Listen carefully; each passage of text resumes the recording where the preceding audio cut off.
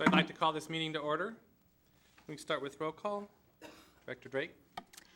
Liz Drake, District Director 3. Hiroshi Eto, Director, District 5. Claire Wilson, Director, District 2.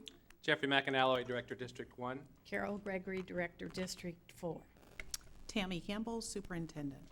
Now, if you'll all please rise for the presentation of the colors by Todd Beamer High School, JROTC.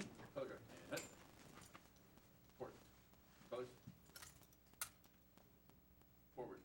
March.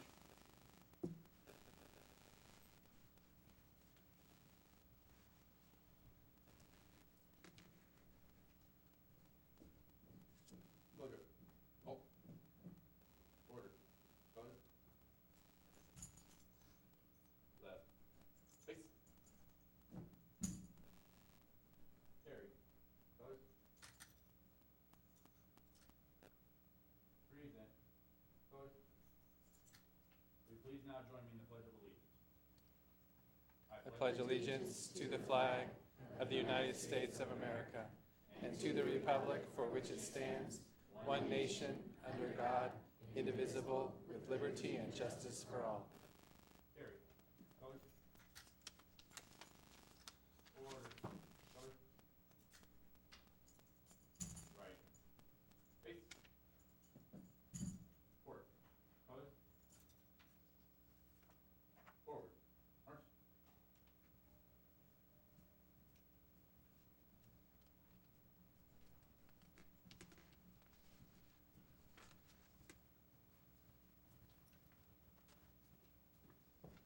Color.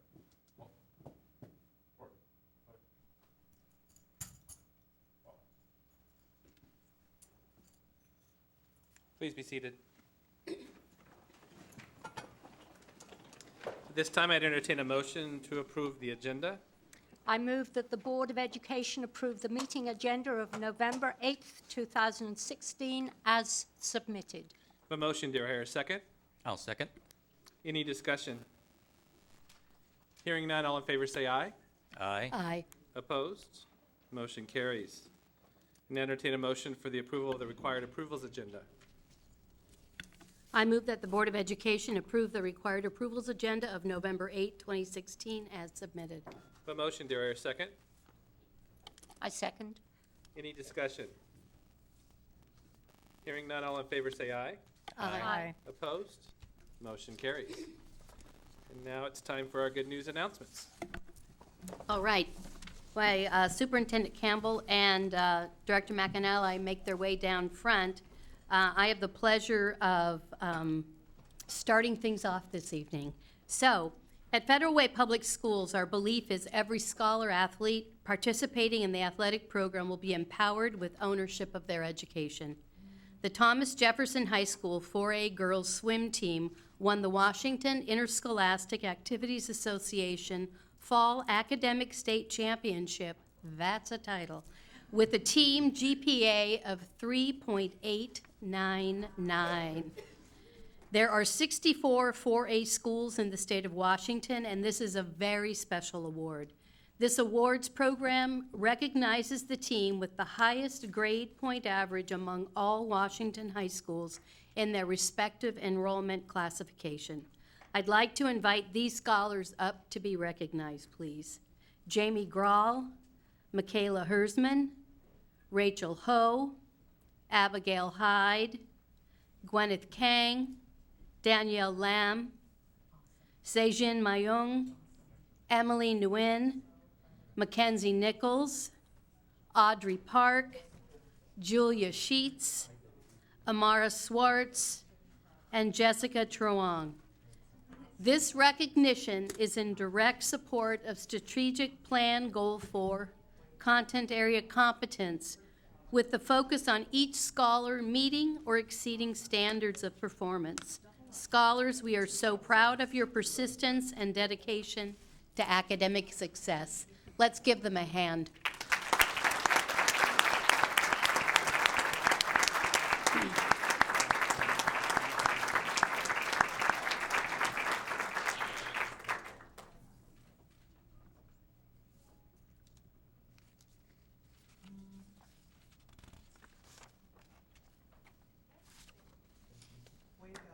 All right, nicely done.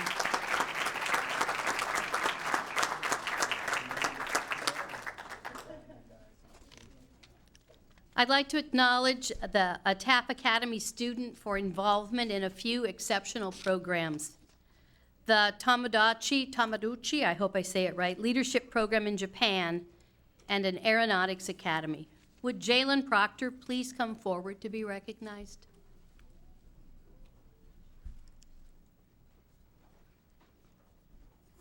Two summers ago, Jalen went to Japan with the Tomodachi Leadership Program. He has been taking Japanese at TAF since the 7th grade.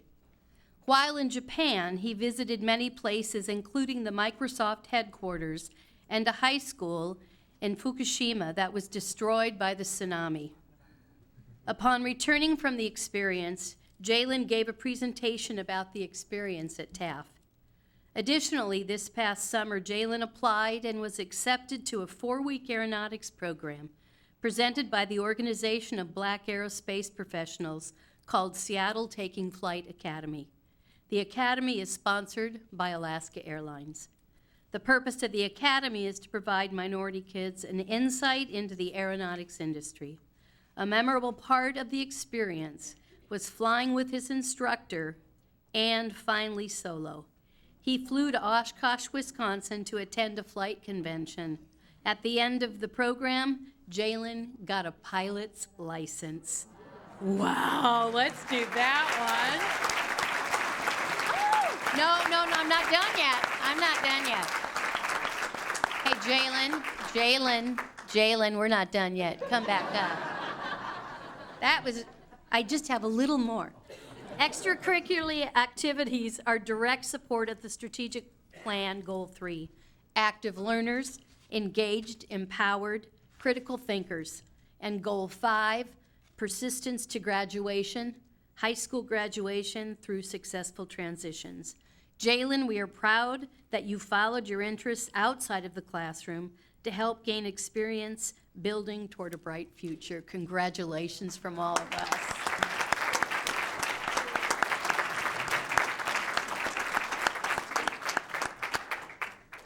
Olympic View Elementary has launched a new effort called Scholar Success Conferences. Staff met with over 60 of school families during 2 weeks in October to communicate their child's academic progress, such as literacy and targeted steps families can take at home to support their student scholar.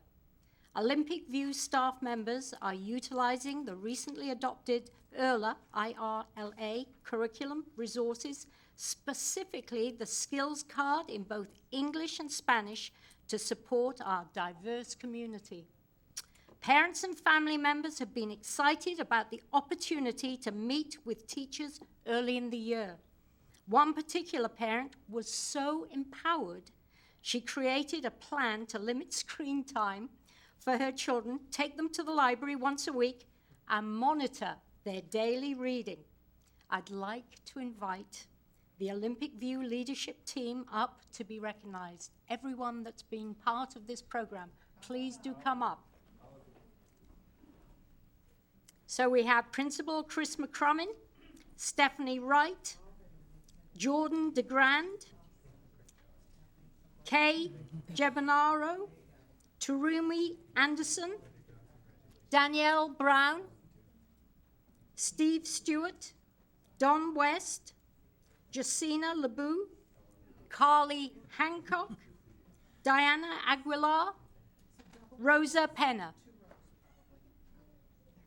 The Olympic View staff have embraced the idea of solid scholar success conferences and are committed to holding conferences 4 more times to ensure our scholars have a voice, a dream, and a bright future. This aligns with our strategic plan's core belief that families are critical partners in each child's learning. It also aligns with Goal 4, content area competence. Nice work, Team Olympic View Elementary. Well done.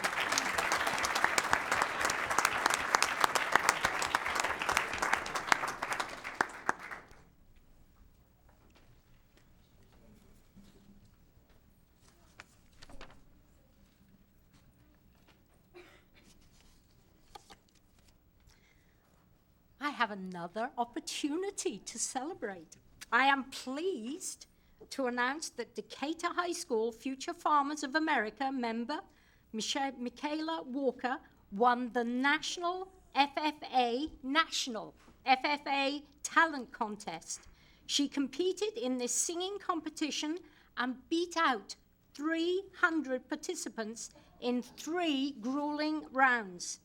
This is in support of the Strategic Plan Goal 3, active learners, engaged, empowered, critical thinkers. Michaela, please come forward to be recognized. Amazing.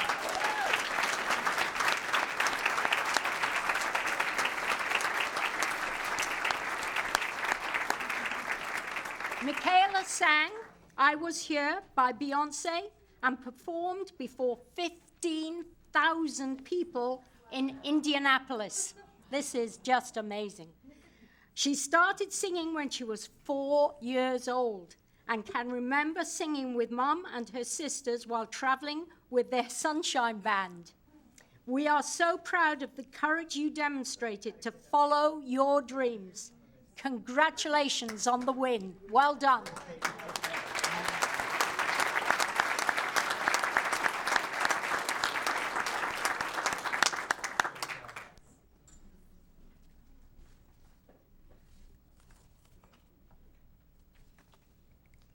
I would like to acknowledge a PE teacher who recently won the high school state PE Teacher of the Year award presented by Washington's Society of Health and Physical Educators, SHAPE.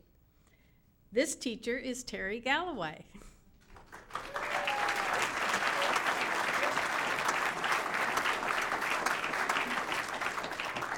Terry incorporates technology in teaching physical education to our 21st century learners.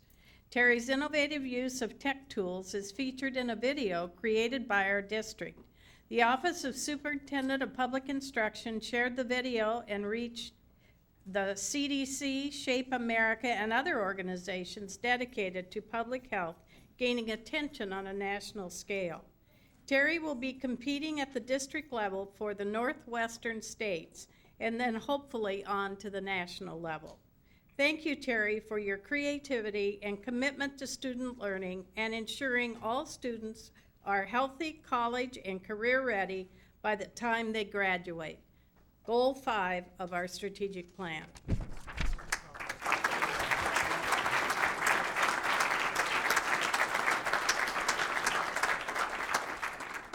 We would also like to celebrate the accomplishment of a Thomas Jefferson High School girls soccer player. Haley Still, please come forward. This is quite a story. Haley has broken the TJ school record for total goals scored in a single girls soccer game. The Raiders' freshman striker netted 7 goals in the team's 11-1 season opening win on September 13th over Auburn, her first game as a member of the Thomas Jefferson soccer program. Haley has been described by her coach as very hardworking with the ability to score at any moment's notice. Extracurricular activities are direct support of the strategic plan, Goal 3, active learners, engaged, empowered, critical thinkers. We are proud of Haley and the entire TJ soccer team for their hard work and wish them all the success in the North Puget Sound Olympic Division Games. Congratulations.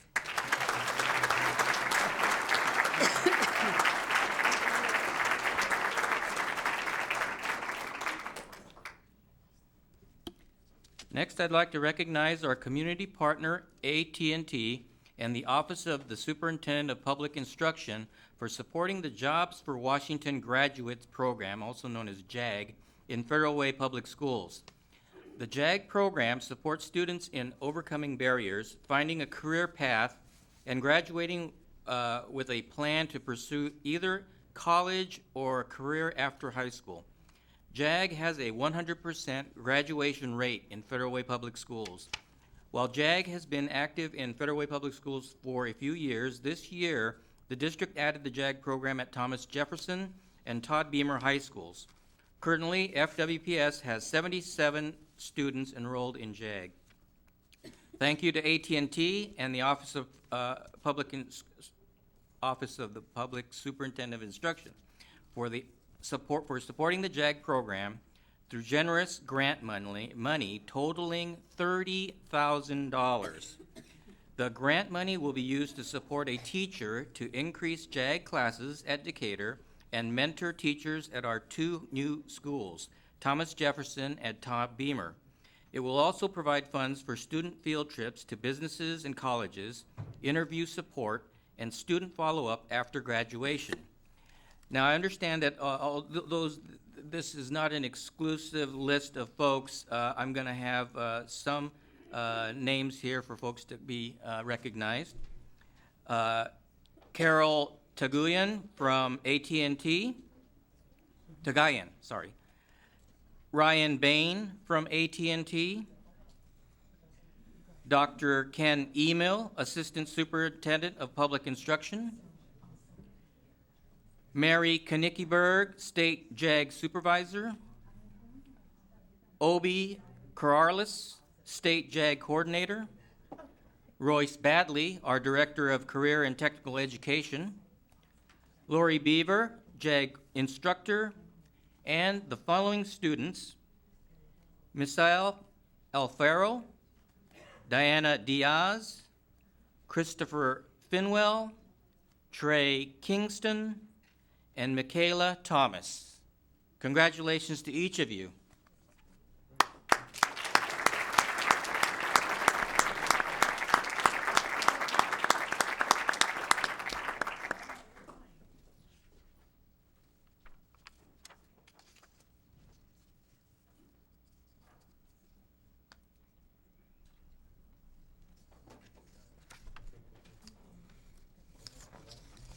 Thank you. Awesome.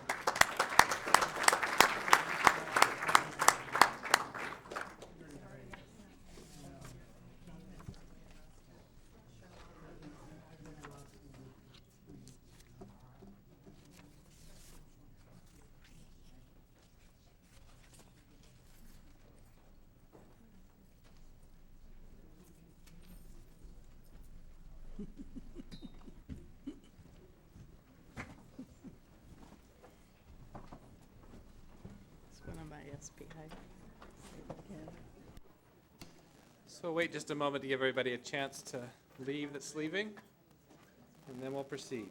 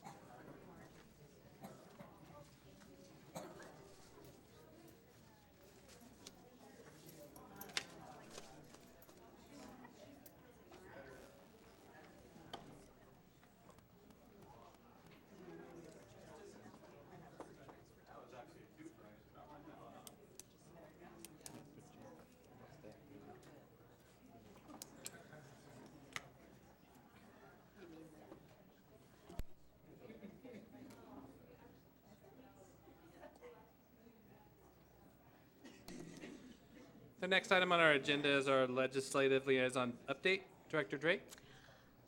A couple of things to share. As I arrived tonight around 5:30, the line waiting to drop ballots in the ballot box, it was amazing. The flurry, the desire to get your vote in. We've got until 8 o'clock, so if there should be anyone who's listening or in the audience, you've got until 8. Critical that we all vote. It's one of the most important actions we as Americans can take. And it's very exciting, and I'm sure we're all eager to get home and see how things are going. Next week, the board and our superintendent will be attending Washington State School Directors Conference. It's a 4-day conference, and I'm very excited to be going. This will actually be my second time for attending the conference. There will be a legislative piece to the conference that I am looking forward to listening to, and also the Every Student Succeeds Act that replaced No Child Left Behind. The Washington State proposal is presently in draft form, and there will be an opportunity. There is a 2-hour session that we will be able to attend to see how the draft is progressing, to offer any suggested changes. And once the draft is completed, it will actually be submitted to the U.S. Department of Education. So this is an important road that we're on to get the Every Student Succeeds Act passed. Other than that, I think we're good. Okay, great, thank you. Next is public comment. So there are blue sheets on the back table if you'd like to comment. I will tell each of you that are making comments this evening it is limited to 3 minutes, and if you go beyond, I will gavel you and ask you to stop at that time. So our first is Abigail Haney concerning Todd Beamer. Hi, thank you. Is this on? Oh, okay, thank you. Okay, so most of what I'm going to say here has already been said. I appreciate everybody that is here to listen to this. Many people have come up here to state their opinions on what's been going on at Todd Beamer High School, which is completely allowed because we do live in a free country where we are allowed to freely speak our opinions without consequences. Though in this situation, I do not believe that there were no consequences to what my sister spoke out against.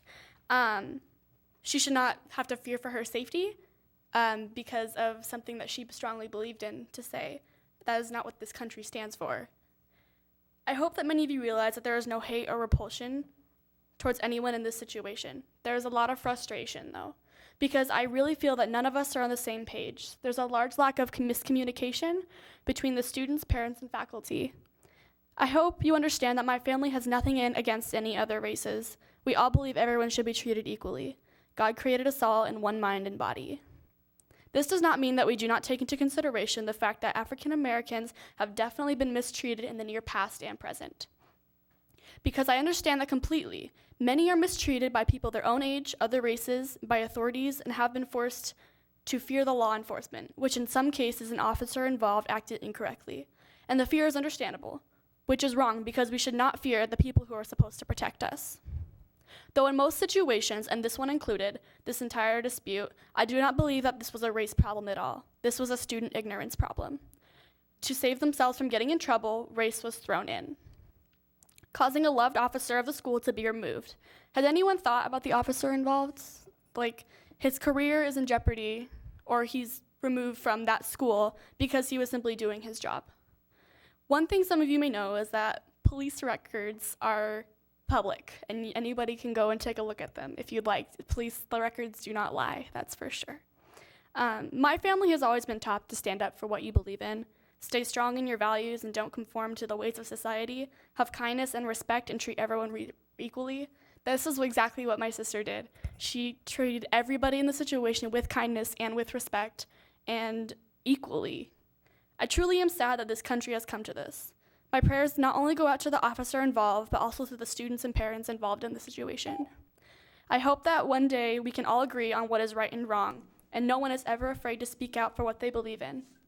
My hope is that one day the United States of America, the state of Washington, and even the Federal Way School District becomes a place to be proud from, and most of all, a place where any child, parent, or anyone in general can guarantee their safety no matter where they're at or what they say. Thank you. Thank you.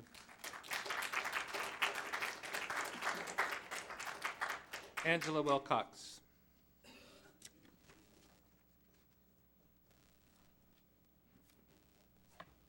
Hello. Todd Beamer is a school that is named after a 32-year-old man who led passengers of Flight 93 by saying, "Let's roll," and tried to stop terrorists from bringing down Flight 93. He took control of the situation, but ultimately, he lost his life. I wonder today if he would be happy to see the lack of discipline, respect, integrity, and unruly behavior that is happening in the school named after him. I truly believe most students in the Federal Way District are there to get an education. Most give the teachers, officers, principals, and staff members the respect that they have earned and deserve. But it's the small percentage of students that lack respect and cause illegal and unruly behavior. On October 25th, my daughter made a speech stating her concerns about the behavioral problems and the lack of response for any authority, or for any lack of authority. She was concerned that people were getting away with things with no consequences. But this entire thing turned into a racial issue. Ellie Mae never wanted it to go this way. Ellie Mae decided not to wear black on the Black Lives Matter movement because she didn't really understand it, and she wasn't going to jump on the bandwagon just because everybody else did. The Titan Talks. In my opinion, these were a waste of time. Nothing was accomplished until it was over. Ellie and I were able to speak freely with a few of the students, in which I asked a question. Is it offensive or racist to say that all lives matter? And the answer was yes. Whether I agree or not does not matter, but I can say we are living in a world where people are afraid to talk. People are afraid to speak. They're afraid that they're going to offend someone for having having difference of opinion. We are privileged to live in the United States where we are free to speak our minds.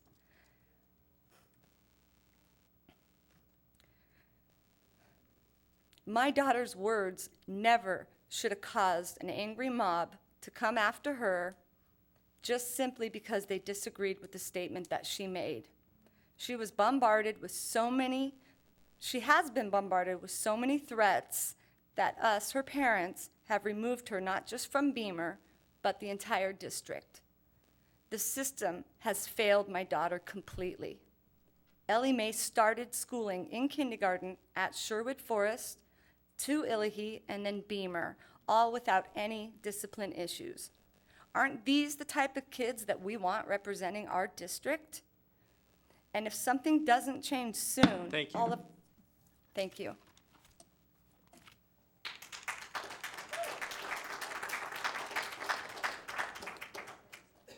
Claire Morris Clark.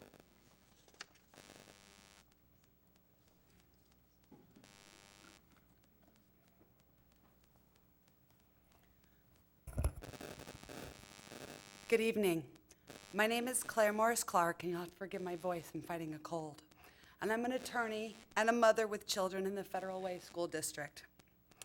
I'd like to start by thanking our superintendent, our school board, our administrators, our educators, our volunteers, and our parents for the important, tireless, and often thankless work that each of you is doing day in and day out to teach our students and help mold them into men and women of character. As an attorney in the field of criminal law, I'm particularly grateful for the board's decision in recent years to move towards a restorative justice model in our school. In contrast to punitive models that rely on punishment and suspension, but often leave root issues unresolved, furthering tensions and divides, restorative models work to empower students to listen well, to work together, to resolve conflict, and to create meaningful reparations. Restorative models foster community and collaboration and help students develop empathy and shared goals. To be sure, restorative work can be messy. It requires dedication and commitment, but countless studies have borne out the good news that it works and it greatly benefits our students and communities. Finally, a few thoughts about what we can do as parents to support our children and our schools, especially when challenging circumstances arise. First, we can be aggressively anti-rumor. This means that we refuse to engage in gossip and speculation with other parents and our students, choosing instead to sit down with administrators and teachers in person. It means that we actively listen, not just attempt to spout our grievances. We ask, how can I help? How can I support you? How can I stand up for our school and our students? Second, we remember that there is no such thing as someone else's child. In my child's elementary class, there's a student working through some challenging behavior. This student, X, has often acted out towards another student, Y. I recently found myself speaking with Y's mother, and I was surprised to hear her speak with pride and tenderness about X, in whom she has chosen to personally invest when she volunteers in the class. This wise mother hen opened her wings wide and gathered in the very child who was acting out against her own. She chose love and support instead of building walls or tightly circling the wagons. Consider the profound impact she will have on this young student. By standing up for all our children, we look for common ground instead of asserting our own rights.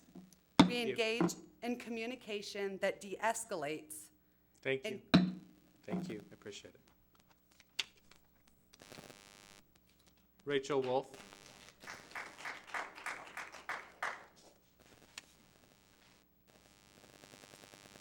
Good evening, Board President McAnally, members of the board, Superintendent Dr. Campbell, and good evening also to my fellow community members and student scholars who are here tonight. My family and I moved to Federal Way 13 years ago now for one core purpose. We wanted to raise our children in a diverse environment, not just diverse ethnically, but diverse socioeconomically, culturally, and with peers who have come to this country recently, have been here a long time, and look very different from myself and my children. And over the years, we have been so rewarded by this choice. We are, if not the most diverse, one of the most diverse school districts in this state. This is something that, as a Caucasian family, is extremely important to myself and my husband. As our 3 children have grown up here, they have had peers, close friends, best friends that are different than they are, that are different socioeconomically, different racially, have different family makeups. And I believe that this is what makes Federal Way unique. It's a gift. In regards to recent events, I don't want to speak specifically about any of these events. I have not been part of them and I'm not privy to the details. However, I wanted to share my view that as a Caucasian family deeply rooted and committed in Federal Way, it's extremely important to me that my children enrolled in the Federal Way Public Schools not only have a voice, but that they have opportunities to hear from their peers who look different from them. Structured opportunities to build their understanding, curricular opportunities to hear the full breadth of our country's history. That's important to me. That's my history too. And these different perspectives, I believe, are so important. As Dr. Campbell has said, schools are the microcosm of our society. We have an opportunity as parents and students, community members, to lead by example. If we can do that in Federal Way, there's hope for other parts of our country with much more contentious histories, with much more violence and problems.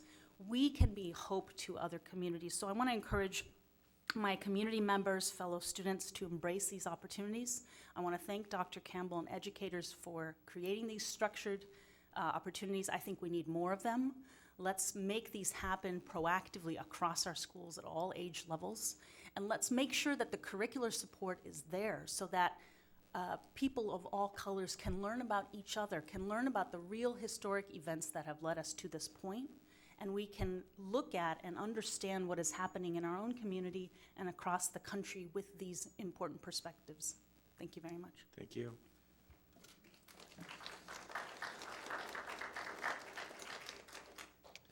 Now, Dr. Campbell, superintendent comments.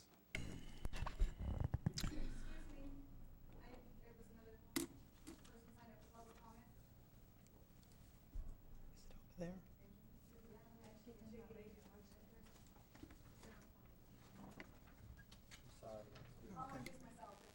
I've got it. I'm sorry, I apologize. That's okay. Carlene Johnson Bohannon. Thank you. I live in Federal Way. My 2 oldest kids go to Federal Way schools. My son's a senior at Thomas Jefferson, and I have a 9th grader at Federal Way Public Academy. I'm also a reporter for Como Radio and KVI, and have covered the events at Todd Beamer for the last couple of weeks. Speaking for myself here tonight, not for Como, when I say I was insulted by the superintendent's email that went out to parents. I assume she was talking about another media organization that must have reported it inaccurately or distorted the truth, because I certainly did not. And if there was a record to be corrected, I would love to have had the opportunity to speak to you directly, as I made multiple requests, and instead of being able to sit down and talk with you and use your sound bites to correct the record, I was passed off on the district spokesperson. That's unfortunate. I also made repeated requests to speak directly with Principal Hall, but was also denied. This is a missed opportunity for the district, big, big, big time. The incident on October 18th and the students, speaking of the one student, the female who was arrested, was abhorrent, and her subsequent arrest, it could have been a lesson in how you don't behave, as a lesson to respect law enforcement. Officer John Stray, with 10 years working with our kids in our schools. Ma'am, we don't talk about any individual. So we don't talk even about the officer. We don't say names, and I will stop you The at that. officer involved. Okay? Okay. Thank you. 33 years in law enforcement, used from my observation incredible restraint after being assaulted, spit in his face. He then recommends lesser charges against this student, and then is told his service at the school is no longer needed. I know that this has been couched as if it is a compatibility issue. That is inaccurate. Mind you, there were no letters of concern or discipline issues in this officer's record with the district until October the 19th, when those were solicited by the school. Lastly, a lot of talk about justice and understanding in this, but 14-year-old Ellie Mae Haney, who courageously addressed you at the last board meeting, and I'm sure you know by now, was then physically threatened with violence and bullied at school. She's not returned and won't return, concerned for her safety and feeling like, despite the district's platitudes and restorative circles, nobody listened to her. Nobody listened to her. And what did she do wrong? She was right. This was never a race issue. This was an issue of discipline. Class time shouldn't be hijacked for lengthy dialogue to promote social agendas, and putting up with constant disruption from out-of-control scholars is nonsense. My kids have to put up with it too. And I'm a taxpayer in this district, and I'm sick of it. You've got a problem, and restorative circles aren't going to fix it.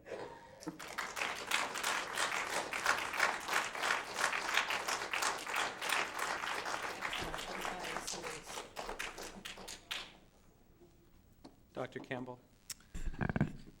Good evening. In case you haven't heard, in Federal Way Public Schools, we have a plan that will drive improvements in the district for the next decade. Our strategic plan points the way for all of our 39 sites to lead efforts for continuous improvement. One of the most critical metrics within Goal 5 of the strategic plan is our graduation rate. And for the first time, our 4-year rate is at 80%, up from 77% last year.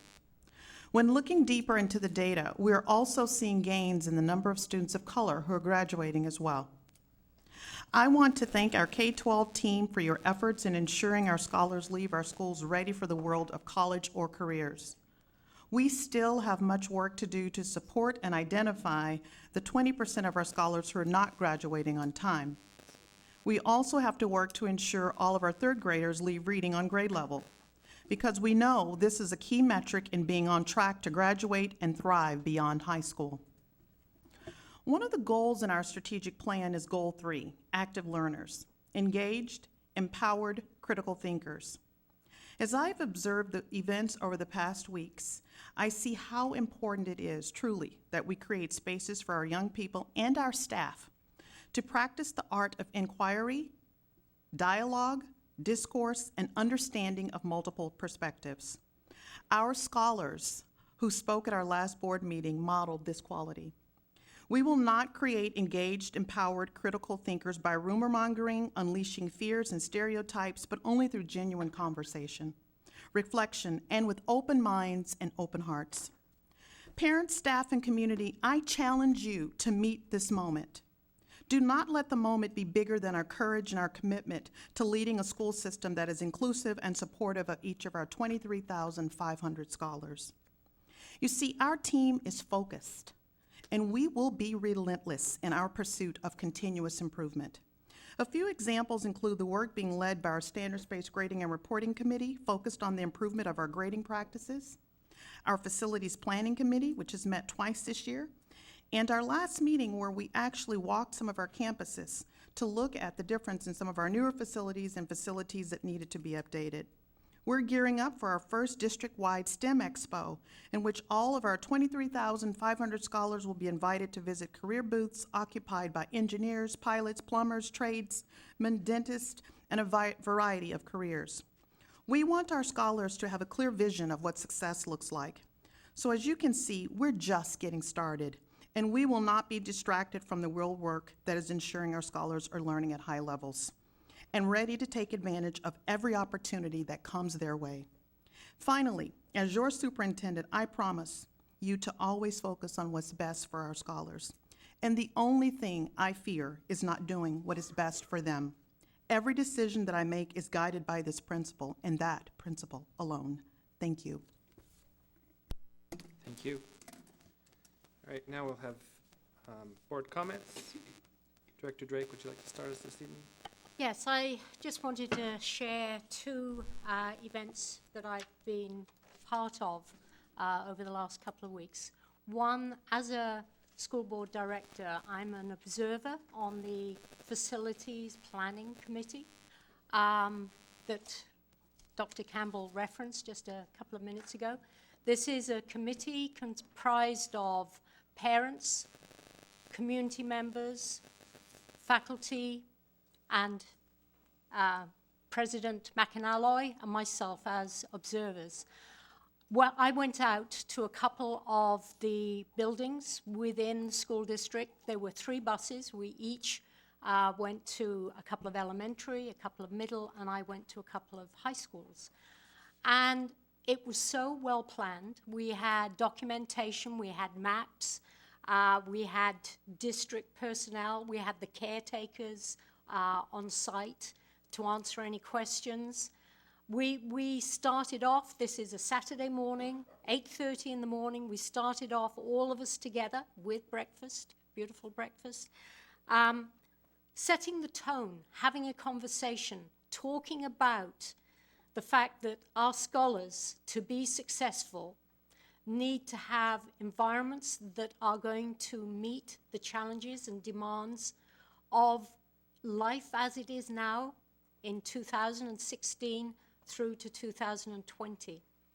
So this is a systematic, well thought through, well planned group of people who are identifying very carefully and very critically what it is that we as a district need to be focusing on. Our plan in 2018 is to put out a bond that our community will see the rationale for, because so many, we're looking at 60, 100 of our community members involved with this. And by having such a wealth of people involved, I know we're going to have this momentum. So that was a very exciting, and there will continue to be a facilities meeting throughout this year and next year. It's a huge commitment that the community are making in this. The other thing I just wanted to mention, throughout the district, there have been some very moving, very involved Veterans Day assemblies, and I was very fortunate to be at one at Thomas Jefferson and one at Green Gables, so it was great, the contrast. And I just wanted to give a shout out to 2 members of staff from Thomas Jefferson. Stephen Hall, who served in the forces, spoke from the heart about PTSD, about how, as someone who has served in the forces, he is suffering from post-traumatic stress disorder.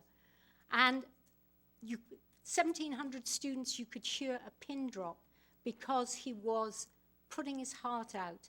And the other teacher I just wanted to mention is Laird Thornton. He's the choir teacher. And 1,700 students, the choir about to sing, and he just talked briefly, 30 seconds, maybe a minute, about how much time and effort had gone in for the students preparing for this performance and seeking support from the students. Again, because of those few seconds of reaching out and showing how much he cared, you could hear a pin drop. I don't know if you've ever been to a high school assembly, 1,700 students in bleachers. To have that level of focus and listening, it was truly amazing. So, yeah, some good events. Thank you for sharing. Director Eto? Thank you.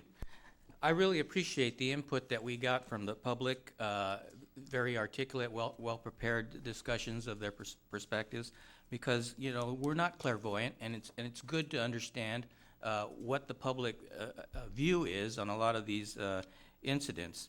I hope as many people that watch YouTube to look at the good news announcements and celebrate family members, that they're also looking at the public commentary.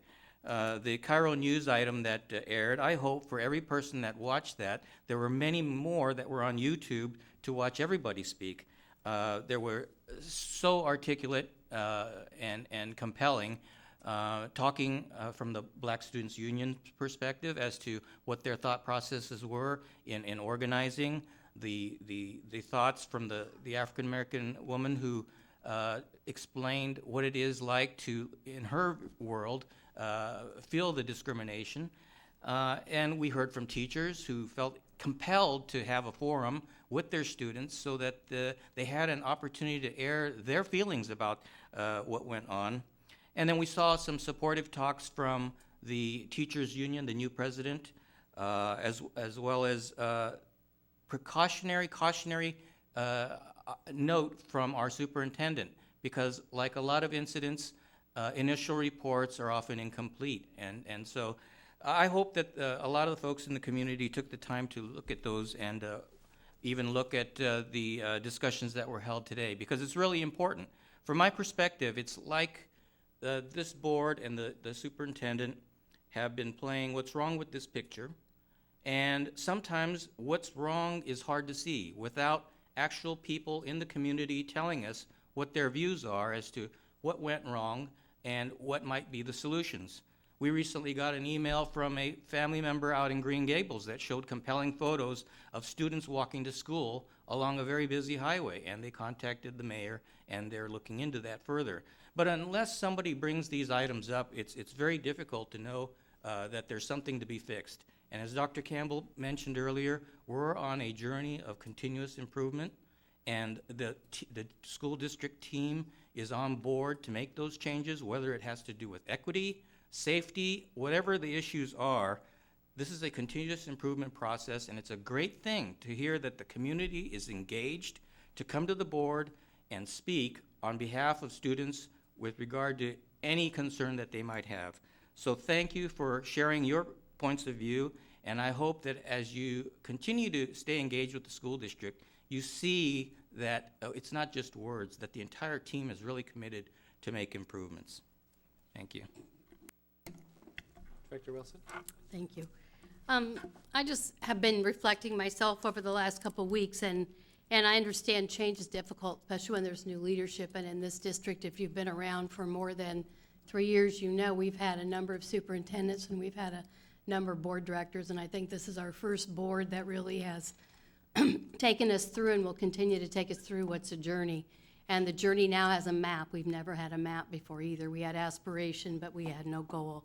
And I think what we're experiencing under the leadership of Dr. Campbell is institutional shift, and we're really moving towards what I call transformational values.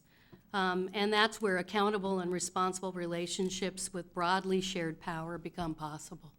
And over many, many years, we have not had that. We've had leadership, but it's not been broad, it's not had accountability, it's not had responsibility connected with it, and it certainly hasn't been what I would consider shared power. And when I talk about transforming values, I'm thinking about things like thinking about both and instead of either or. thinking about an abundant worldview instead of a view of scarcity, where if I don't have what I need, that means somebody else has it, as opposed to we both have enough, and there's enough for both of us. Where we're looking at transparent communication and decision-making versus what maybe prior was a veil of secrecy or unknown. You didn't know anything. Sometimes what we know isn't always what we want to hear, but knowing at least gives us a place to begin. And it's also a value of collaboration and cooperation versus competitive individualism. It's a greater good. It's for a greater group of people, and in the end, we all benefit. And all of that is done with permeable institutional walls, so people can come and go and say what they think and tell us what they feel, and we're not always going to agree.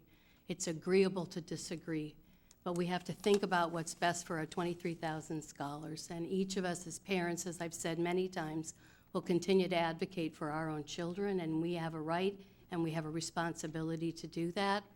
But the world we walk in as board directors and as a superintendent is about 23,000 plus students. And so what we do and how we do that may look different. There's a very bright person that I listen to, and they've got something on the end of their email, and it says, be around the light bringers, the magic makers, the world shifters, the game shakers. They challenge you, they break you open, uplift and expand you. They don't let you play small with your life. These heartbeats are your people. These people are your tribe. And I would say that we are 100% behind you, Dr. Campbell, and the work we're doing as a district. Thanks. Thank you. Director Gregory? I made most of the comments about this school year that I intend to make last meeting, but I just want to remind everyone that we're not going to do everything perfectly the first time. We're trying some very new strategies, which I hope will increase our graduation rates and the education that we provide all our children. And it's going to be hard, and we're going to work through it, but it's going to be hard. And I think that's the hardest message to hear sometimes, because we're always so hopeful that things will work out better. And they do ultimately, but it's going to be hard to get there. And we're experiencing some of that. I also want to mention that I will not be attending the November 22nd board meeting, in that I will be having surgery on the 16th and can't get back quite that soon, but will be at the meeting in December. Thank you, Dr. Gregory. So as I said 2 weeks ago, change is hard, and this board is committed, 100% committed, to the work that Dr. Campbell is doing. We believe that all 23,000 need to be taken care of, and all voices need to be heard. But unfortunately, what has happened a lot in the past is not all voices are heard. And it's important as we go through and really dig into institutional racism and understand what it is. It's not an easy process. In the 100 hours we committed as a board over the last 15 months to do this work, we knew that this is part of what we would come to. But this board is committed 100% to walk through to make sure that all 23,000 are taken care of, and that we get it and help graduation rates to increase, that we have strong scholars that have bright futures in whatever way they leave as they leave us from a K-12 perspective. I appreciate all the comments that were shared tonight. Some of them, again, still weren't completely correct because you can't know the whole story. You don't know the whole story, and we can't give you that information. So when you take a perspective and believe it's one thing that happened, that's what your piece is. But it's actually, we have to look at all of it and understand what all of it is. And so, Dr. Campbell, we're 100% behind you. We must do this work. It's not easy work, as we've all said, but we must walk through it, to get to the other side, to make sure that we're taking care of all of our students. And we all have emotions and feelings that are around it, but the work must be done, and we must move forward in it. So, thank you. Okay, Dr. Campbell, ends one presentation, please. I would like to have Dr. Pfeiffer, Deputy Superintendent, Martin Boonstrat, Interim Chief Academic Officer, and James Crawford. Are you joining them, James? Are you joining them? No, Dr. Okay, never mind, James. I was drafting you.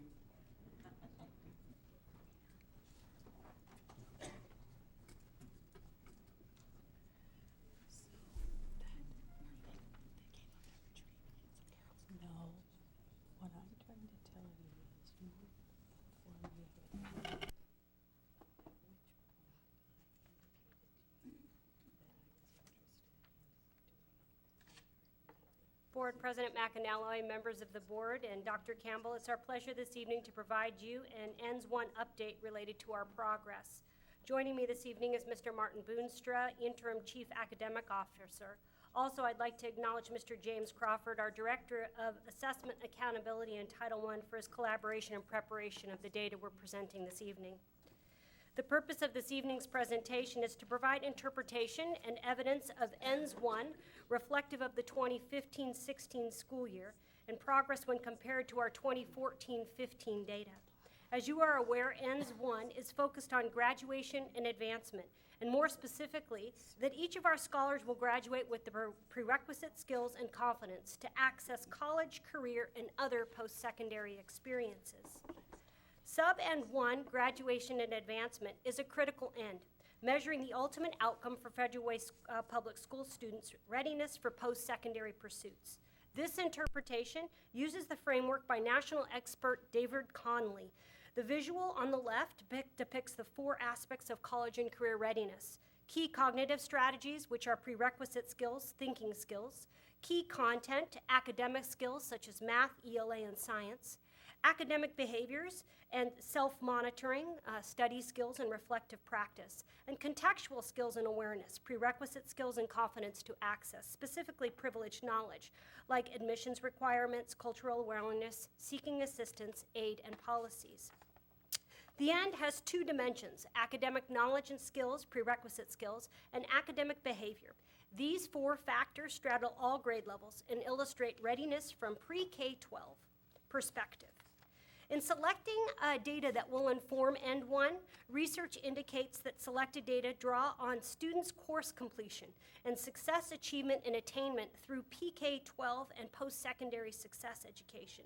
During the 2016-17 school year, we will continue to establish as well as collect data that is in direct alignment with our strategic plan, and more specifically, the measure of progress outlined within the plan that support our goals to inform our progress towards END 1.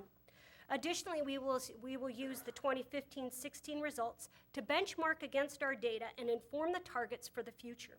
Moreover, you will see the use of 2014-15 data throughout the presentation to help establish growth to increase related to our results.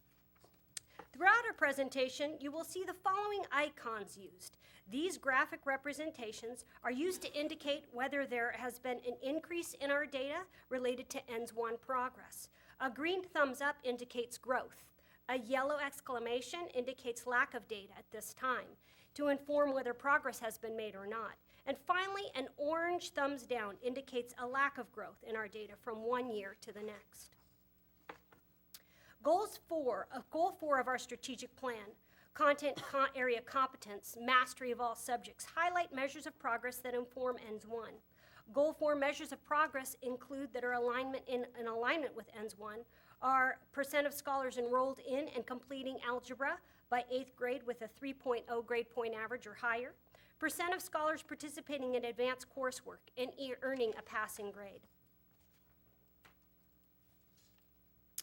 This graph indicates our data related to the percent of scholars enrolled in completing Algebra 1 or 2 by 8th grade with a 3.0 GPA or higher. In 2014-15 school year, as indicated in purple, 792 scholars were enrolled in Algebra 1 or 2, and 542, 68% of those, earned a 3.0 or higher. This is compared to the 2015-16 school year, where 707 scholars enrolled in Algebra 1 or 2, and 431, or 61%, earned a 3.0 or higher. The data indicates a 7% reduction in the number of students that took Algebra 1 or 2 and earned a 3.0 or higher between the 2014 and 15-16 school year. This indicates that there was no growth made relative to this measure. This slide indicates the percent of 11th and 12th graders taking an advanced course, AP, Cambridge, IB, and ELA, math, and science, who earned a passing grade. We define advanced programs as classes in ELA, math, and science through enrollment in AP course, Cambridge courses, and international baccalaureate programs, and earning a passing grade which is defined as a C or better. Starting on the left is Federal Way Public Schools' overall percentage. Percent of 11th and 12th grade students enrolled in advanced programs and receiving a grade C or better. The purple bar indicates the 2014-15 data, 1,030 students, or 93% enrolled in advanced programs, compared to the 2015-16 data, 1,038 students, or 89% enrolled in earning a passing grade. Additionally, 4 out of 11 subgroups, multiracial, Pacific Islander, ELL, and special education, increased from 2015-16 school year. However, there was not an overall increase in this measure.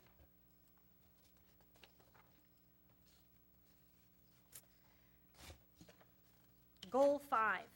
In addition to Goal 4, Goal 5 of our strategic plan, persistence to graduation, high school graduation through successful transitions, also highlight measures of progress that informs ENDS 1. Goal 5 measures of progress include transition rates from pre-kindergarten to elementary school, to middle school, to high school, and to post-secondary experiences, the percent of 9th grade scholars on track for on-time graduation, increase in scholar scores on college entrance test, percent of scholars who complete applications for college-bound scholarships, FAFSA and WASFA, increase in high school graduation and decrease in dropout rates, and finally, a percent of graduating scholars who persist 2 or more years in college and acquire a college degree or post-secondary degree. Good evening, Board President McAnally, members of the board, and Superintendent Dr. Tammy Campbell. The next set of slides show the transition rates from elementary to middle school and middle school to high school.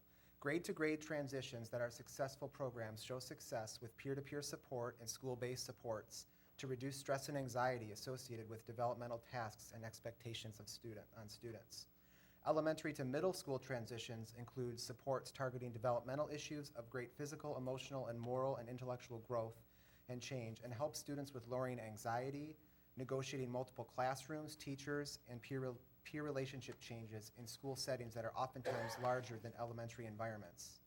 And successful middle school to high school transitions include programs with high counseling, academic, and mentoring components that show the greatest impact for grade level retention and graduation.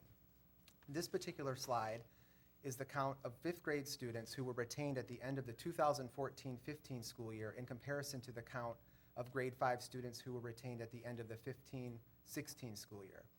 Federal Way Public Schools had a decrease of 3 students retained from the 14-15 school year to the 15-16 school year. This decrease indicates that we met growth in this area.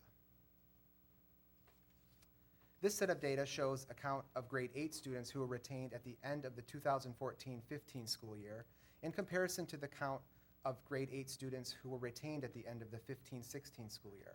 Federal Way Public Schools had a decrease of 2 students retained from 14-15 to the 15-16 school year. Overall, there were no grade 8 students retained at the end of the 15-16 school year. This decrease indicates that there was growth in this measure of progress. Moving on to on-time.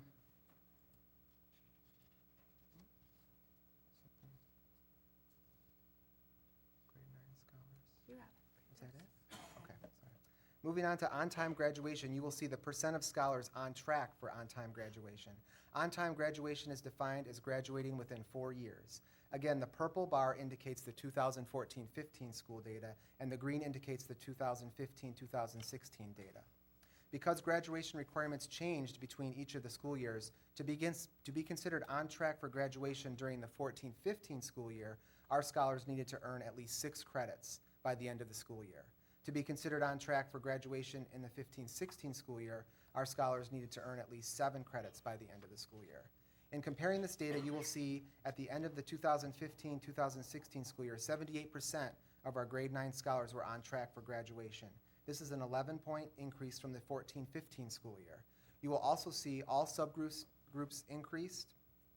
On-time graduation from 14-15 to 15-16. This increase indicates that we met growth in this area in this measure. The next slide shows the percent of grade 10 students that were on track for on-time graduation. Because graduation requirements changed during the school year, our 10th grade scholars needed to earn at least 12 credits by the end of the 2014-15 school year. And to be on track for the 15-16 school year, our 10th grade students needed 14 credits to be on track. In comparing this data, you will see that at the end of the 15-16 school year, 63% of our grade 10 students were on track for graduation. This is a slight increase of 2 percentage points from the 14-15 school year. You will also see 5 subgroups decreased on-time graduation. These subgroups included our Asian, Black, Hispanic, ELL, and special education subgroups. The decrease indicated that we did not meet growth targets in this area. The final slide for on-track graduation is our 11th grade scholars. Because graduation requirements changed again, as we mentioned before, to be considered on track for graduation during the 14-15 school year, our 11th grade scholars needed to earn at least 18 credits by the end of the year. To be considered on track for graduation during the 15-16 school year, our scholars needed at least 21 credits by the end of the school year. In comparing this data, you will see at the end of the 15-16 school year, 53% of our scholars were on track. This is a 12-point decrease from the 14-15 school year. You will also see subgroups decreased for on-time graduation from 14-15 to 15-16, and this decrease indicates that we did not meet growth in this area.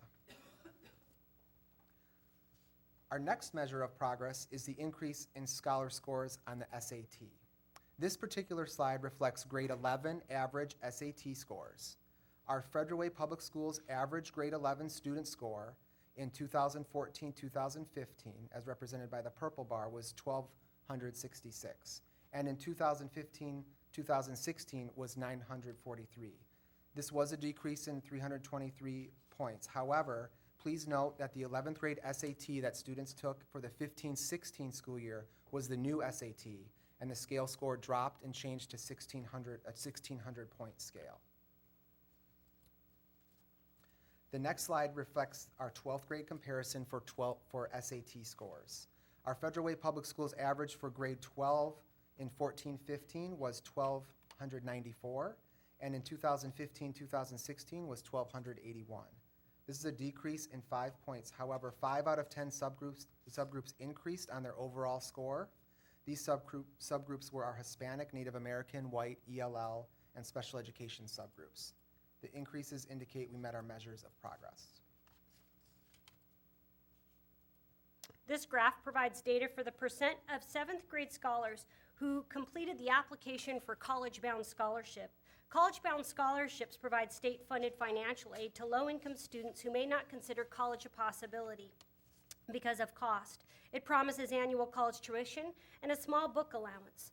Furthermore, the scholarship is a state-funded program administered by the Higher Education Coordinating Board. Using 2015-16 data, 83% of eligible scholars applied for the scholarship. Please note that Federal Way Public Schools is the highest in the region when compared to the neighboring districts, and while no comparative 2014-15 data was available, leading the neighboring districts with the nearest percent complete being Kent and Seattle at 60% completion, a gap of 23%. As a result of this, we have indicated growth in this measure. This graph provides comparative data for the percent of 8th grade students in 2014 to 2015 school years who completed the College-Bound Scholarship. In the 2014-15 school year, 76% of Federal Way Public School 8th graders completed the College-Bound Scholarship, represented in the green bar. You should note that Federal Way Public Schools was the last in the region in 2014-15. However, in the 2015-16 school year, 99% of 8th grade students completed the College-Bound Scholarship. This represents a 23% increase from the 2014-15 school year. Additionally, Federal Way Public Schools is highest in the region at 99% when compared to other neighboring districts. An increase in this is the resulting in growth was made.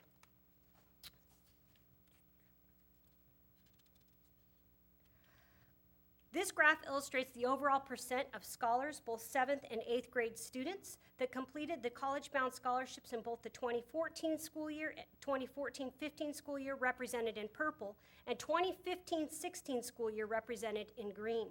There was a 15% increase overall from the 2014-15 school year.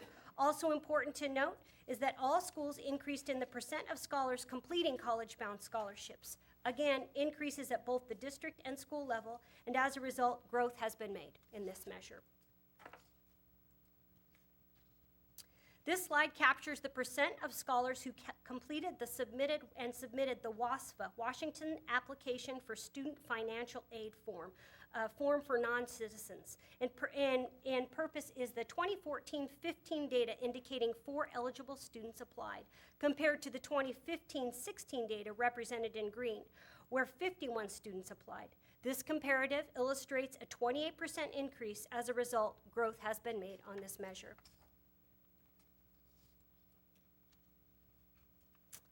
This graph depicts the 2014-15 and 2015-16 FAFSA submittal rates by Federal Way Public Schools, high schools. Starting from the far left, you will see the Washington State 2014-15 average in the purple, indicating 49% submission. The green bar is Washington State's 2015-16 average, indicating a 1% increase in submission as a state. You will also note that Federal Way Public Schools mirrored the state increase by 1% from the 2014-15 to the 2015-16 school year. Furthermore, 6 out of our 8 of our schools increased their submission rates from the 2014-15 to the 2015-16 school year, with Todd Beamer High School showing a 10% increase, and as a result of overall increase and the number of schools increasing in submission, growth was made. Our next set of data focuses on graduation rates. The specific measures of progress references the increase in high school graduation and a decrease in dropout rates. This data set reflects 4-year graduation rates by school district and school. The data for the 15-16 school year is data most recently finalized and submitted to the state. The graduation rate for the Federal Way Public Schools during the 15-16 school year is at 80%, which is an increase in 2 percentage points from the previous year.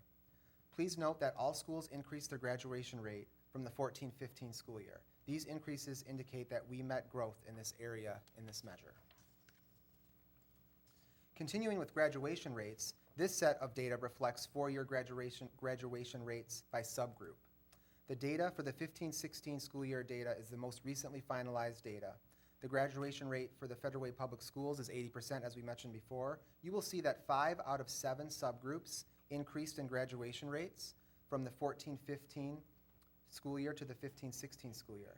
These subgroups include the Asian subgroup, Hispanic, Native American, Pacific Islander, and white subgroup. These increases indicate that we met growth in this area. Moving on, we have a data set that reflects 4-year graduation rates by program. The data for 15-16 is our most recently finalized data. You will see that 3 out of 5 subgroups increased in graduation rates from 14-15 school year to the 15-16 school year. These subgroups include the male, special education, and low-income subgroups. These increases indicate that we met growth in this area. The next set of graduation data focuses on the extended graduation rate, or the 5-year graduation rate. The data that you see reflects the 13-14 and 14-15 school years. 2015 and 2016 school year data is not included, as students will be finishing this year and will be included in the 5-year data next year. The 14-15 overall 5-year graduation rate is 83% in Federal Way Public Schools. You will see that 4 out of 7 of our subgroups increased their 5-year graduation rates from the 13-14 school year to the 15-16 school year. These subgroups include the Asian, Black, Hispanic, and multiracial subgroups. These increases indicate that we met growth in this area. The next set continues with our 5-year extended graduation rate data by program group. The data you see reflects 13-14 school year to 14-15 school year. The 14-15 overall 5-year graduation rate was 83% for Federal Way Public Schools, and you will see that 3 out of 5 of our subgroups increased their 5-year graduation rates from the 13-14 school year to the 15-16 school year. These subgroups include our female, English language learners, and low-income subgroups. And it indicates that we met growth in this area. And our last set of 5-year extended graduation rate data is by school. The data that you see reflects 13-14 to 14-15 school years. The 14-15 overall rate was 83%, an increase of 1% from 13-14 school year. You will see that 4 out of 6 of our schools increased their 5-year graduation rate from the 13-14 school year to the 15-16 school year. These schools include Decatur, Federal Way High School, Todd Beamer, and Tapp Academy. These increases indicate that we did meet growth in this area. This slide represents the percent of students that enrolled directly to college from the class of 2014. As of the class of 2014, Federal Way Public Schools' college entry rate was 55%.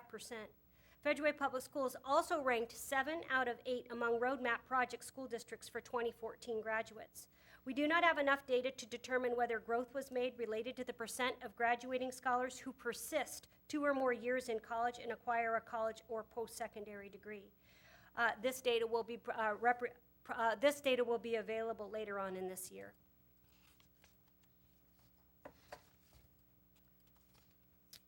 This indicator shows the percent of high school graduates who earned a 2-year or a 4-year post-secondary credential by age 24. Attainment is defined as 6 years after their expected high school graduation. The bar graph above includes students who graduated high school in 2009. As of the class of 2009, Federal Way Public Schools post-secondary attainment was at 37% as compared to the Roadmap Region District average at 38%. Again, updated information is not available at this time. Our source Roadmap Project indicated information will not be available until later this school year. Therefore, at this time, there's insufficient data to determine whether growth was made. This indicator shows the percent of high school students who earned a 2-year or a 4-year post-secondary credential by age 24. Just click through here, get us in. Attainment, again, is defined as 6 years after their expected high school graduation. This bar graph above includes students who graduated high school in 2009. This slide post-secondary attainment by race and ethnicity and program group. Again, updated information is not available. Our source Roadmap Project indicated this information will be later this year.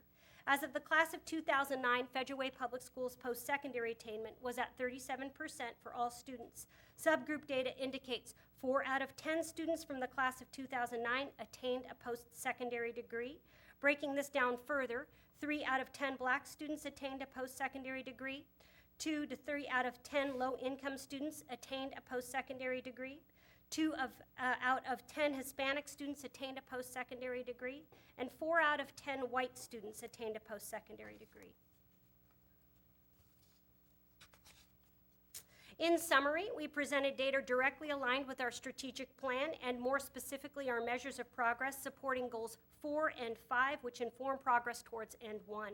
Out of the 8 measures presented, 3 measures indicated no growth, 4 measures indicated growth, and 1 measure indicated lack of data to report out. The percent of graduating scholars who persist 2 or more years in college and acquire a college or post-secondary degree, and we will have that data for you later on in the year. We will continue to monitor our data in alignment with the strategic plan to inform progress towards end 1. We are confident that with this continuous monitoring, our measures will further indicate growth. And I would just like to add, one of the things that we're starting to do is send out to our principals monthly updates on some of the data, just so their progress monitoring all along the way. We're also wanting to be sure that we're being transparent, to just say where we're not making progress, we're not making it, and really naming that. And that those are the areas we'll continue to work and focus on, and not glossing over those areas that need to be improved. Thank you. Nice work. Directors, do you have any questions?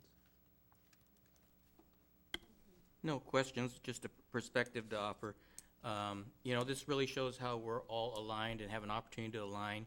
And I think what's important to understand is that this is such a huge improvement over where we used to be, where we kind of set the end objectives, and then at the end of the year, after the team went through a lot of work to put together data, some of it was hit or miss relative to whether or not it showed progress. And here, we've given our objectives, and we have things that the team came forward and said, these are important keys that are measurable, that could show progress. And we're doing that during the year, as opposed to kind of not finding out till the end. And so it really allows the team to look at and say, what's wrong with this picture, and work out the issues. And as Dr. Campbell mentioned, this is all transparent. We're not afraid of showing the data as it is, because we're going to manage based on the facts. We're not going to manage by anecdotes, and we want the public to see where there's disparities in progress, and they can be helpful as well. Some of these things need the help of the entire community, whether it's scholarships or whatever. But it's good to see that, where we're making progress, we're showing students that college is possible, that there's ways to get scholarships. They're learning the secret handshake that they didn't know before. And so the progress measures that we're seeing are really good. And I hope people are coming away with the understanding that this is light years ahead of where we used to be. And I really thank the team for, doing such a great effort in packaging the information in an understandable way. Director Drake. I too want to thank the team, and this is such an in-depth analysis, and I need everyone to know that we're not sitting here seeing this for the first time, that we have gone through this at a work study last week, and we've had an opportunity to look over it in our own time, and I absolutely concur that we are streets ahead. And the fact that principals are going to be able to monitor this and know ahead of time the progress that students are making. I really thank you. Director Wilson. I just appreciate the alignment and the direct connection between the ends, which are the goals that the board sets for the district, the strategic plan and how that supports those ends, and then the measures of progress, or what it is that we're looking at that are going to move our strategic plan forward, that is going to move our ends forward. So there's a direct alignment and a connection, and it's a visible one that people can see. I appreciate all the work. Any other comments? Thank you all for your work. Really appreciate it. So now, board members, we filled out surveys, and the first thing I want to say is this is the first time that I've served on this board that all areas by all board members have been filled out. So I really appreciate your participation. This is for us to make our single voice document in 2 weeks. So this is the first time I'm seeing them, so why don't you take a moment to read through them, and then we will discuss and see if there's any perspectives, so I can create the single voice document for our meeting in 2 weeks.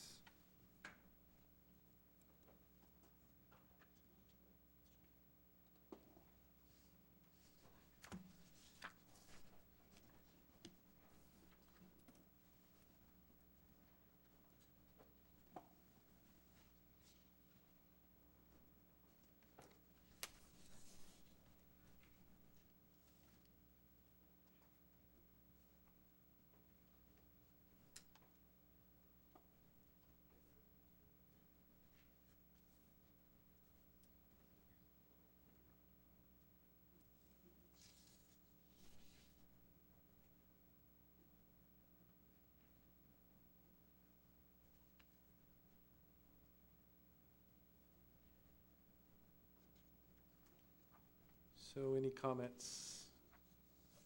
Anything we see that, if questions are not in alignment with?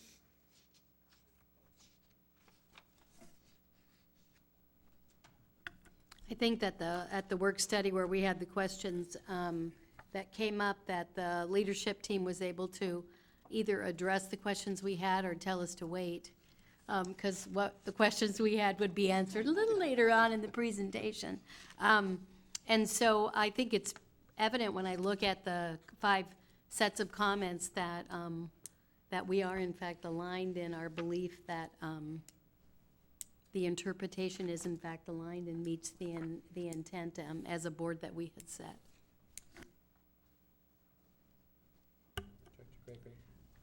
My only thought is I'd like to have a little more in-depth conversation about what reasonable growth is. What is the expectation, and are there certain areas that we're really want to zero in on differently? Some we already are, and how we're applying resources, and so that would be my only comment. Anything else? Director Drake? I think fairly coherently, the last question is the amount of achievement reported for sub N1 enough to be considered reasonable growth. I think we looked at this data because there were certain data points not present in previous years, that this really is baseline data, at which point we can now start looking at our growth next year. And, you know, pretty much that's where we went. I certainly understand that, but I think reasonable needs to have a definition. Okay. Okay. Anything else? All right, so I will take these comments and put it together for a single voice document we'll discuss in 2 weeks. And at that, we're adjourned. Thank you.